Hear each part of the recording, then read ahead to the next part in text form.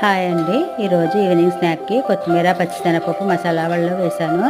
చాలా టేస్టీగా క్రిస్పీగా వచ్చాయి. దీనికోసమని ఒక కప్పు పచ్చిశనగపప్పు శుభ్రంగా కడిగి 4 అవర్స్ నానబెట్టుకొని మిక్సీ జార్లో వేసి ఎండుమిర్చి, జీలకర్ర, వెల్లుల్లి, అల్లం ముక్కలు వేసుకొని సాల్ట్ కూడా వేసుకొని కచ్చాపచ్చగా గ్రైండ్ చేసుకోవాలి. ఈ గ్రైండ్ చేసుకున్న పిండిలో సన్నగా తరిగిన ఉల్లిపాయ ముక్కలు, పచ్చిమిర్చి ముక్కలు, కొత్తిమీర వేసుకొని బాగా కలుపుకొని పక్కన పెట్టుకోవాలి.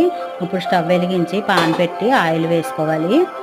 ఆయిల్ వేడైన తర్వాత ఈ పిండిని ఉండలుగా చేసుకొని ఒక్కొక్కటిగా వడలుగా తట్టి ఆయిల్లో వేసుకొని డీప్ ఫ్రై చేసుకోవాలి. బాగా ఫ్రై అయిన తర్వాత రెండో వైపుకు కూడా తిప్పుకొని దోరగా వేయించుకొని